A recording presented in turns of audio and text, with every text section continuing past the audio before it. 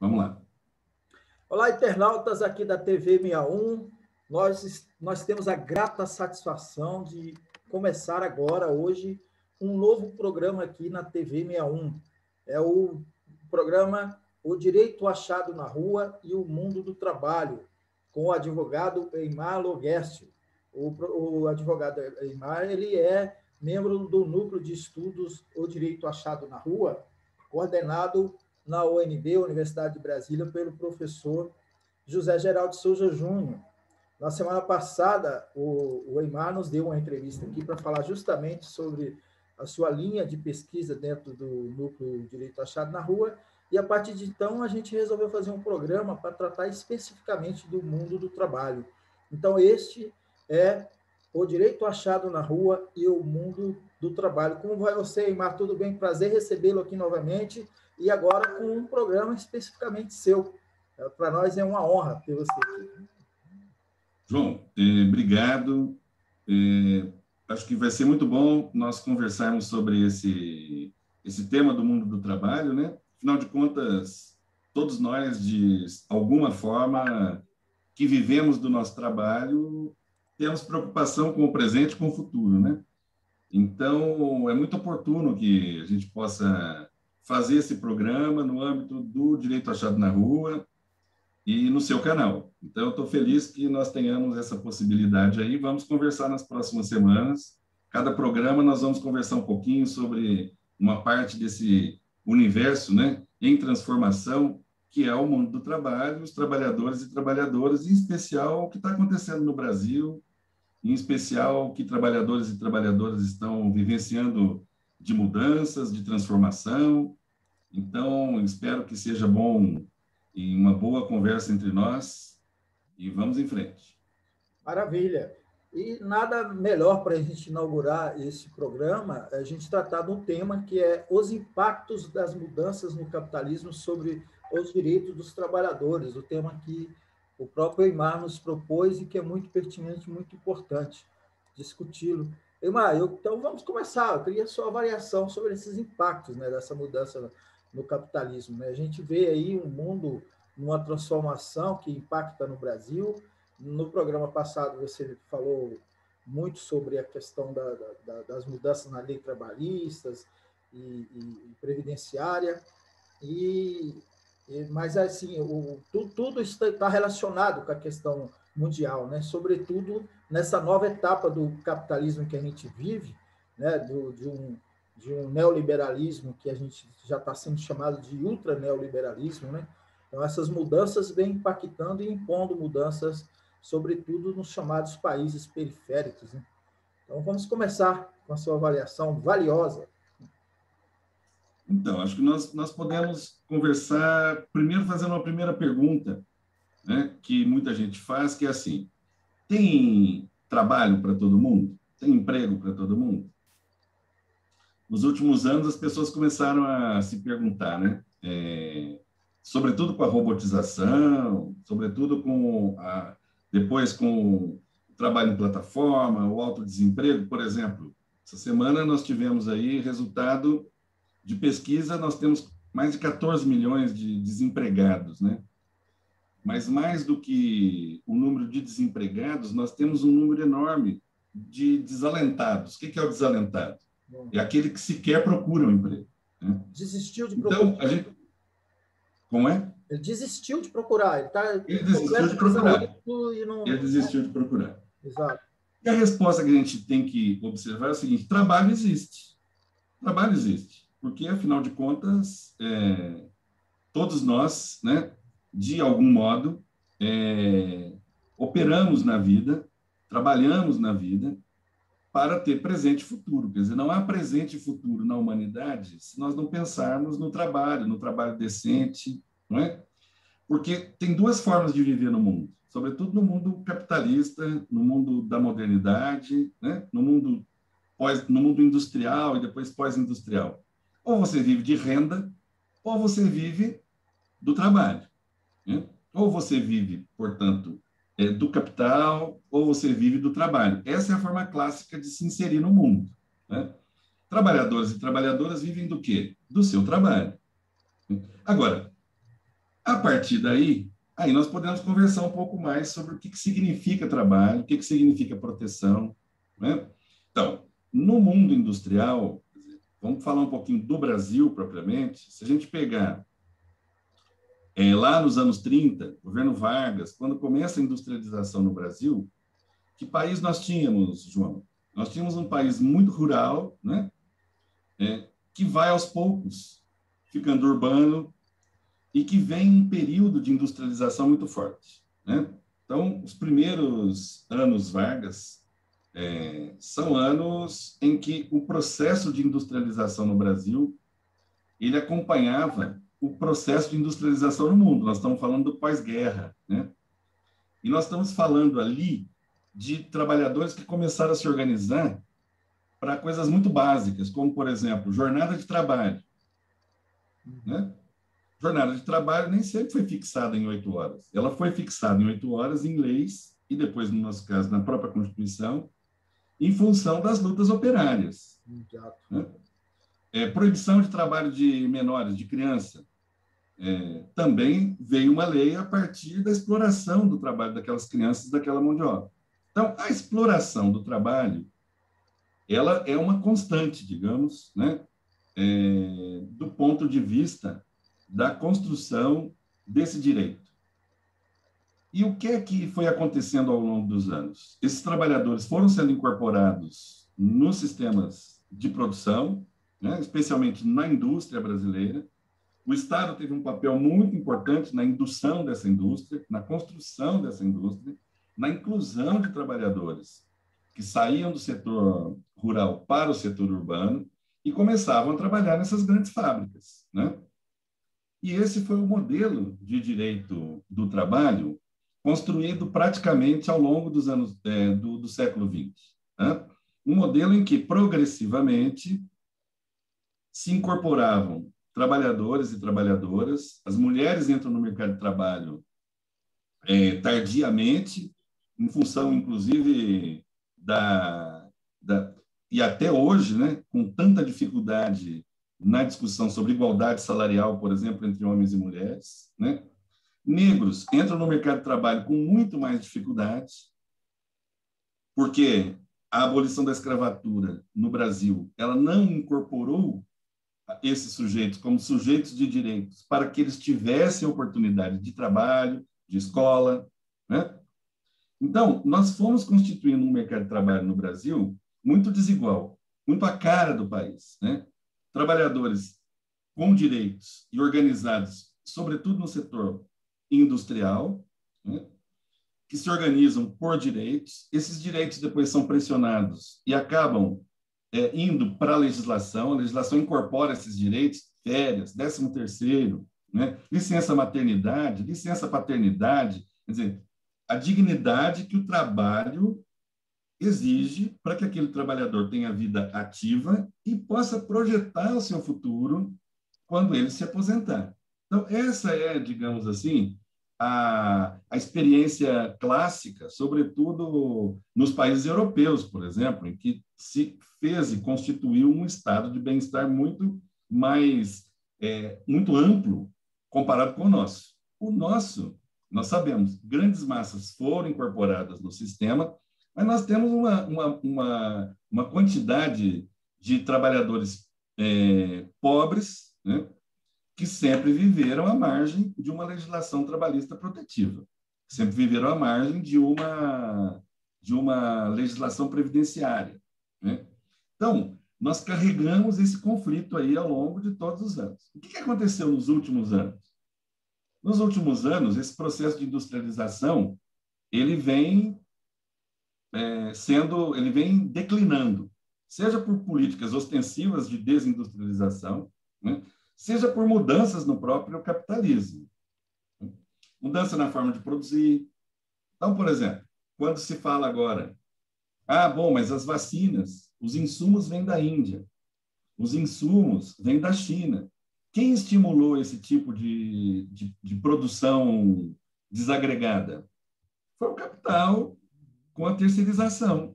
Era mais barato produzir na Índia, era mais barato produzir na China, era mais barato produzir nos países que reduziram direitos trabalhistas, num processo, digamos assim, que foi o contrário do que aconteceu no pós-guerra, que era a inclusão de trabalhadores, que era a exclusão de trabalhadores. Então, essa movimentação ela vai se intensificar muito fortemente nos países europeus, né? Nos Estados Unidos, que privatizou e terceirizou fortemente depois do Reagan, né? Depois das políticas chamadas neoliberais, e vai nos atingir muito fortemente mais recentemente. A Constituição de 88, ela traça um paradigma de valorização do trabalho com livre iniciativa. Mas a valorização do trabalho na Constituição de 88, ela precede a chamada livre iniciativa. Por quê? Porque se tem como central, né, que a proteção humana ela precede a da máquina, a do mercado. Né? Mercado não é pessoa. Né? Quem é pessoa somos nós, que trabalhamos e damos a nossa força de trabalho. Então, a Constituição de 88, ela consistiu em assegurar para os trabalhadores não só direitos, mas também o direito de se organizar e exigir direitos. E foi isso que foi acontecendo. Mas o mundo e o capitalismo vai mudando, né?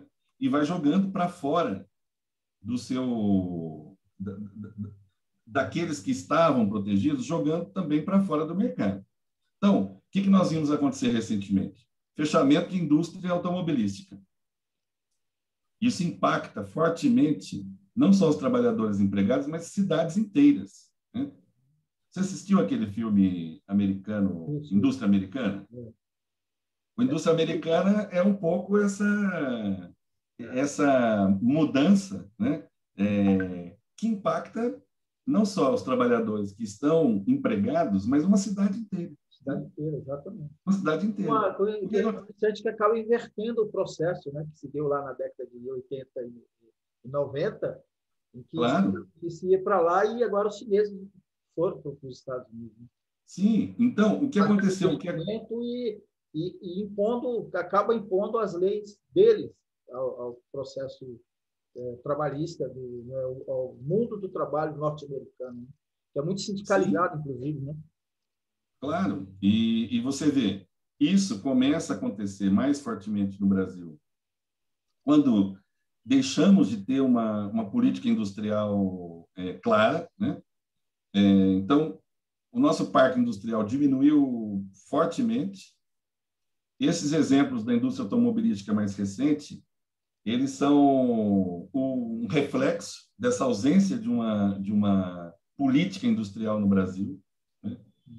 Mas ainda que tivéssemos uma política industrial, e esse é o grande desafio para os trabalhadores e trabalhadoras, é nós sabermos como é que nós vamos proteger o trabalho.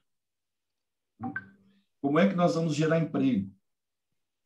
Como é que nós vamos sustentar, digamos assim, esses direitos sociais que são tão importantes para a vida das pessoas? Porque a gente percebe isso, João, quando acontece o que aconteceu agora com a empresa que deixa o Brasil, Ford. E que, por exemplo, é a Ford, então as outras que já vinham em processo de diminuir a sua produção no Brasil, mas que, por exemplo, famílias inteiras sofrem o reflexo. Por quê? Porque aquele trabalho ele gera negócio, ele gera consumo, ele gera imposto. Se você não tem trabalho que gera consumo, que gera imposto, você tem simplesmente uma queda, né, geral da proteção social no país, né? Então, o direito do trabalho ele precisa ser compreendido dentro dessas mudanças, né? Então, quando surge, por exemplo, o Uber, quando surge o trabalho em plataforma, como surgem os entregadores por exemplo, nesse período de pandemia, que surgiram com muita força por conta dos deliveries, né? O que eles têm? Eles estão à margem de uma proteção trabalhista. Eles são contratados como se eles fossem empresários. Né? quando, na verdade, eles vivem exclusivamente do seu próprio trabalho. A falácia do empreendedorismo, né? A falácia Claro. do empreendedor, né? Que, inclusive, desculpando, né, te interromper, mas também isso é um componente importante, porque a questão ideológica, né, de se massificar essa existência de um empreendedorismo que é falso, né? E para poder garantir que essas pessoas continuem sendo exploradas, escravizadas, sem reagir, né? Veja, para quem procura um trabalho, ele se vincula a uma plataforma, não é? Ele é chamado para trabalhar por demanda e ele recebe aquilo que a plataforma determina para ele. Então, ele não tem liberdade absolutamente nenhuma. A única coisa que ele não tem uma jornada fixa, como é o paradigma do contrato de emprego, de trabalho normal, né? Ele não sabe o tanto que ele vai receber no final do mês. Quais são as duas características do contrato de emprego? É você saber o número de horas que você trabalha e quanto você vai receber no final do mês. E, a partir disso, você tem uma série de direitos. Você vai ter férias, você vai ter 13º, você vai ter o fundo de garantia, você vai ter depósitos para a contribuição previdenciária do empregador e seu. Você vai constituir, portanto, um fundo solidário de previdência, né? Essa é a característica do contrato de emprego. O que muda num contrato de Uber ou num contrato por intermédio de plataforma? Toda a parte de proteção inexiste.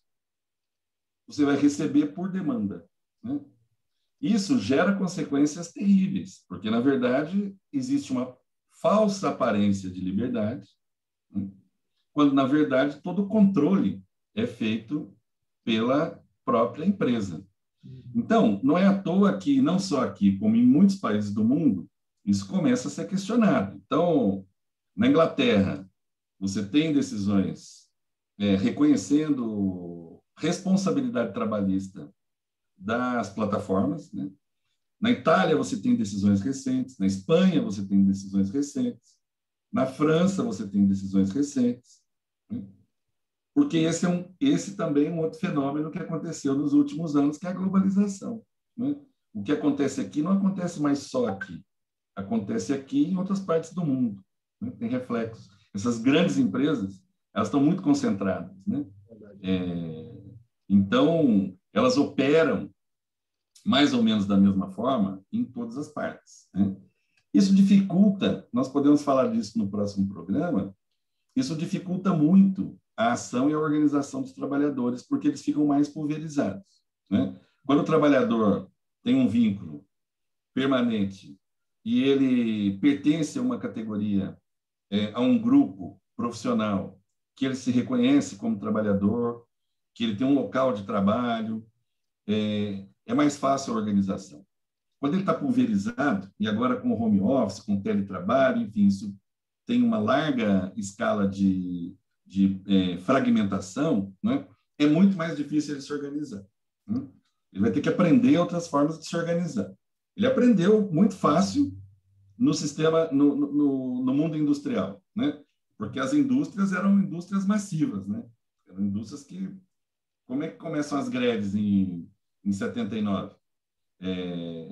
Começam com trabalhadores no local de trabalho, combinando e se organizando para reivindicar reajuste salarial. Depois ela vai se expandindo, né? Então, nós vimos nesse período 2 movimentos interessantes, João. Nós vimos o break dos breaks, que foi um movimento que logo no início da pandemia, ano passado, os motoboys, o pessoal de entrega, se organizou porque eles não recebiam sequer proteção individual para o trabalho no meio da pandemia. Sequer, né? Comida, né? Entregava comida e... Era isso. Entregava comida, mas não tinha comida, né? Carregava comida nas costas, mas não tinha comida. E eles estavam reivindicando o básico do básico naquele período. Eles estavam reivindicando que recebessem álcool gel, que recebesse máscara, né? Ou seja, que recebesse equipamento de proteção individual que qualquer empresa seria obrigada a fornecer se fosse no contexto da legislação trabalhista. A empresa é obrigada a fornecer o equipamento de proteção. Esse é um equipamento de proteção, né? Para a pessoa que está exposta num trabalho como este. Então, as empresas começam a querer o quê? Se desobrigar, né? Elas passam por um processo de desresponsabilizar-se pelo trabalho. Isso tem consequências muito complexas para uma sociedade civilizada, né? Porque é uma roda, né? Como eu falei, ela paga menos imposto, ela não se vincula ao sistema de previdência, né? Então, ela simplesmente aumenta o lucro, né? Aumenta o lucro. E, portanto, digamos assim, é essa etapa, né, das relações de trabalho no Brasil e que nós estamos, digamos, aprofundando desde a reforma trabalhista de 2017, né? E, enfim, eu acho que um contexto mais geral das transformações do mundo do trabalho, talvez o mais evidente seja esse, né? Aquele trabalhador que tinha um emprego numa indústria e que hoje concorre com Uber, como Uber, trabalha de forma pejotizada e, portanto, ele foi sendo colocado nas bordas, né, do sistema de proteção. Isso tem um impacto terrível, nós vamos conversar mais a miúde sobre isso. Vamos sim. Eymar, para encerrar desse ponto, eu queria que você analisasse o seguinte: nós temos todos os problemas que está envolvido a questão da globalização, mas nós temos também a questão política, que é fundamental dentro disso, e decisões governamentais, né? Vamos pegar o exemplo da Petrobras, que está sendo totalmente desmontada desde o golpe de 16, né? Que, aliás, o golpe de 16 foi também para se abocanhar essas riquezas nacionais, especialmente nosso petróleo, e que a gente tinha lá nos governos democráticos, progressistas, como a gente costuma dizer, o fortalecimento da indústria do petróleo, por exemplo, né? com as plataformas, com os navios, e esse desmonte, e aí vamos falar de cadeia, não querendo me alongar muito, você citou o filme lá da indústria americana, e a indústria lá é apenas uma fábrica de um componente da indústria do automobilístico, que eram os para-brisas, né? A parte de vidro, vamos dizer assim, né? Até tem um termo aí específico, mas vamos dizer a parte de vidro que compõe os automóveis, né? Então, isso significa que você tem uma indústria automobilística que é uma cadeia que vai puxando. Da mesma forma, a indústria do petróleo, que é uma cadeia que vai puxando. Essas decisões que foram tomadas, e o golpe de 16 foi para isso, teve esse impacto. Então, eu queria que você falasse também do impacto político, né, da questão política de um governo que é entreguista, começando com Michel Temer, o golpista Michel Temer, e agora com esse governo fascista de Jair Bolsonaro, que é totalmente sabujo do Império Americano e do imperialismo em geral. Eu acho que você pega um ponto que é fundamental aí, né? Qual é o papel do Estado na indução da economia, né?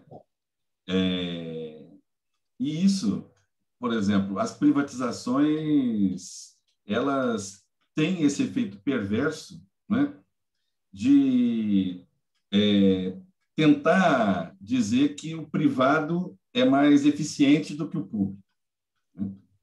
Isso é uma balela se nós, por exemplo, pensarmos, né, qual é o papel do Estado na economia, né? Primeiro, pelo seguinte: a importância, por exemplo, que foi, ou que teve e que tem ainda as estatais, as empresas públicas no Brasil, né? Então, uma Petrobras, por exemplo, o que ela gerou e gera de direta e indiretamente, né, de projeção na economia brasileira é fantástico, né? Mas o que começou a acontecer, você tem razão, As chamadas cadeias produtivas, elas começaram a, digamos assim, terceirizar tudo aquilo que não interessava a ela diretamente produzir, né? E, portanto, aos poucos, desmontando, digamos assim, essas grandes empresas em empresas mais fragmentadas. E, com isso, também tendo como consequência uma precarização nos direitos assegurados para aqueles trabalhadores, né? Mas isso não foi suficiente. Eles querem mais, né? Eles querem passar o setor produtivo para a iniciativa privada, né? Isso tem consequências muito sérias. Alguns países, por exemplo, Inglaterra é um deles, que havia privatizado, inclusive, a água e agora reestatizou a água, né? Então, o papel, digamos assim, do Estado na economia é um assunto muito interessante, muito importante a gente compreender, e ele tem uma dimensão política notória, né? Quer dizer, um governo que se estabelece num paradigma neoliberal, ele pretende que o Estado seja utilizado para essas grandes corporações, né? Para que elas, digamos assim, se beneficiem e, portanto, digamos, a nossa cidadania é que acaba sendo comprometida, porque com isso se compromete áreas essenciais como saúde, como educação, como bem-estar, por exemplo, ambiental, né? O que está acontecendo no meio ambiente no Brasil, né? O que isso tem a ver com o agronegócio? O que isso tem a ver com o mundo do trabalho? Tem muito a ver, né? Com terras indígenas, né? que sofrem, digamos assim, dessa exploração da terra, né, para o benefício de muitos poucos. Então, o que vem acontecendo é um aprofundamento das desigualdades, né? Isso no mundo todo, mas muito especialmente no Brasil, porque nós continuamos com uma política intencionalmente regressiva de direitos, né? E eu volto a comparar como nós fizemos na semana passada. O discurso do Biden é um discurso que tem que ser ouvido por nós, porque ele volta a fazer um discurso de qual é o papel do Estado na indução da economia. Então, um país como o Brasil, por exemplo, que não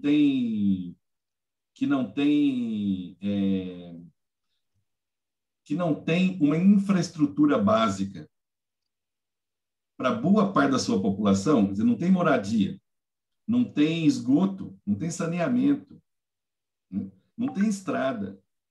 É um país que tem uma possibilidade de geração de empregos enorme, enorme, né? Nós temos um potencial de geração de emprego e de trabalho enorme, né? E é isso que eu acho que é a grande questão para pensar o mundo do trabalho, né?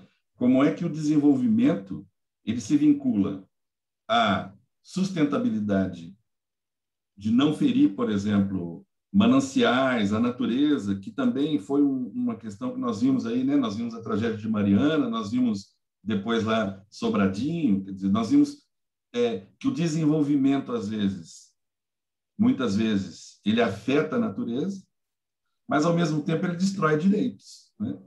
Então, hoje, nós estamos nessa esquina, né? De que o desenvolvimento é pensado a partir da destruição do mundo do trabalho, a partir da destruição dos direitos, e aí a gente precisa compreender isso para saber como é que a gente recoloca, né, no trilho da Constituição de 88, que é ela que é o nosso farol, né, porque está lá o que nós colocamos como valorização do trabalho, né?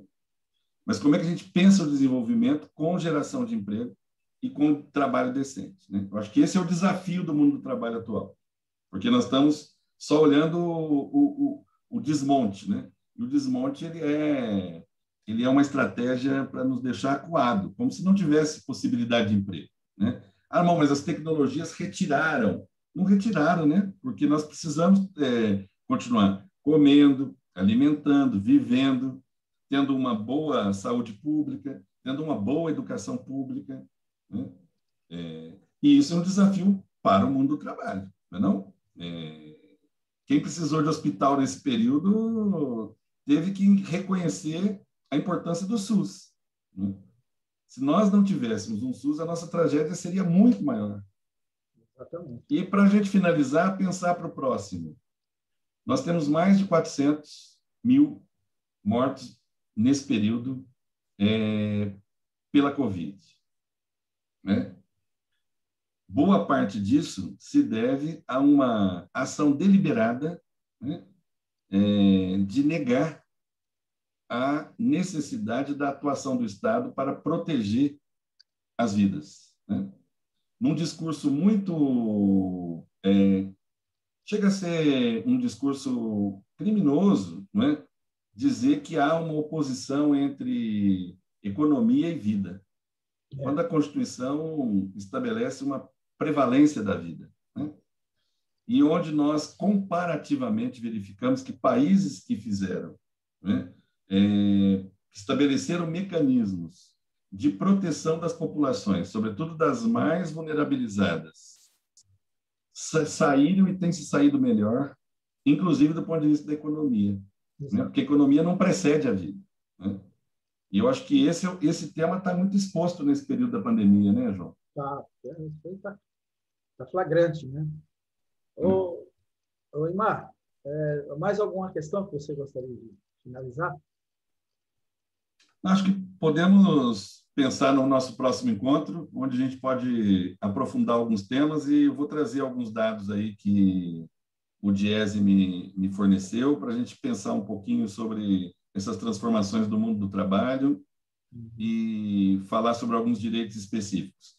Se alguém também quiser nos mandar alguma pergunta, né, João? A gente também fica à vontade para receber e responder. Ok, vou deixar seu e-mail aqui na descrição do vídeo e os nossos contatos também. Então, até terça-feira que vem, né?